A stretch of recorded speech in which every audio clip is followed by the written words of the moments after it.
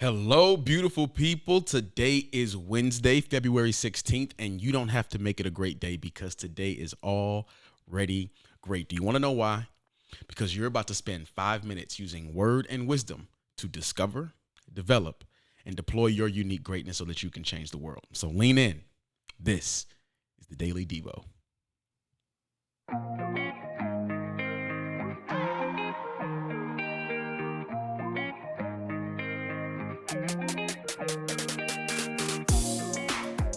Hello, beautiful people. Welcome back to another episode of the Daily Devo. I'm your host, Losco, and I'm so incredibly excited that you all are here again for another episode. We are talking about some ways that we can begin identifying our unique purpose. And I'm telling you, there are so many ways that we see this scripturally, like biblically, we see this so often. But even if we look at our own personal histories, we can see how the introduction to our purpose is so incredibly disruptive, right? Like there are ways that we've kind of planned our lives, and God steps into that and just begins to disrupt it and to show us how some of the things that we've experienced in our lives are actually leading us to something completely different than we originally thought or intended.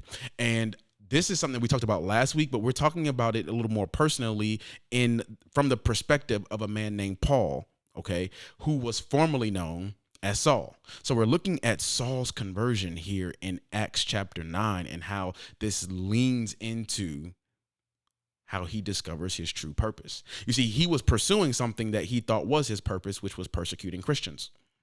Then he becomes one. So how does this happen? Now, yesterday we talked about how we have to leave space for that disruption, okay? So on the road to Damascus, he is disrupted, but he still makes it to Damascus. And this has to do not with asking the question of the different things that are happening, who are you? In other words, who's behind this? What spiritually is happening when we're encountering these divine disruptions? But this is not about asking the question, who are you? But this is about asking of yourself the question, who are you with? Let's look at Acts chapter 9, verse 7. This is right after Saul has this encounter with Jesus, and Jesus responds to Saul and tells him that he's been persecuting him, and I am now calling you to get up and go into the city, and I'm going to show you what you're going to do. And he's having like this conversion moment here on the road, and he gets up and he's blind. And so here's what happens. Let's look at Acts chapter 9, and we're going to start reading at verse 7, okay? The men traveling with Saul stood there speechless. They heard the sound, but did not see anyone. Saul got up from the ground, but when he opened his eyes, he could see nothing. So they led him by the hand into Damascus. They led him by the hand into Damascus. For 3 days he was blind and did not eat or drink anything. Verse number 10, in Damascus there was a disciple named Ananias. The Lord called to him in a vision. Ananias. Yes, Lord, he answered. Now, we're going to get into the conversation that Ananias and the Lord have a little bit later. But I want you to understand this, that Ananias, a disciple of Jesus, is here in Damascus, who ends up becoming the instrument through which Paul begins his own personal discipleship after having encountered Jesus on this road. Now, here's the important thing to note from this text that we see here, family. When Saul has this encounter with Jesus on the road, when Saul has this divine disruption on the road to Damascus, he still makes it to Damascus, but he can't see. So how does he make it to Damascus? He had people with him who led him by the hand into Damascus. He had people with him who led him by the hand into Damascus. Now, here's the important part about what those people did for Saul. They heard the sound. They didn't see anyone on the road, but they knew something significant had just happened on this road. They were confused.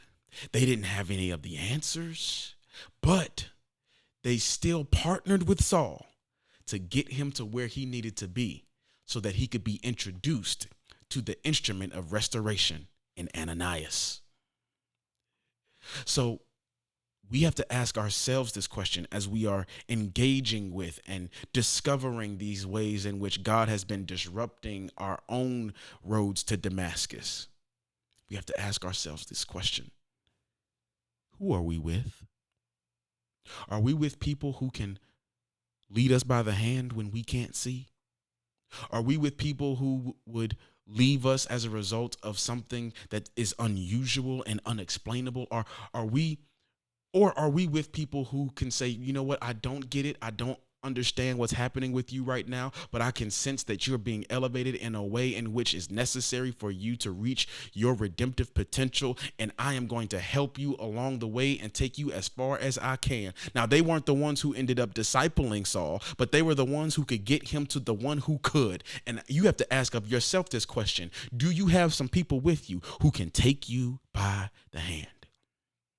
So today, as we lean into prayer, I just want to pray that God reveal to us who are the ones in our circles, who are the ones in our lives who can take us by the hand, who are the ones in our lives who can see for us when we can't see, who are the ones in our lives who don't mind taking us as far as they can and handing us off to the one who is purposed to help us. Who are those people, Father? And we ask you to show that to us, reveal them to us so that we can take them by the hand and pursue who you have called us to be. Family, that's been another episode of the Daily Devo. I pray this has blessed you. We're going to continue to look at Saul's journey through conversion by looking at Acts chapter 9. Before tomorrow hits, share the Daily Devo with someone, and I will see you all in another episode. Have a good day.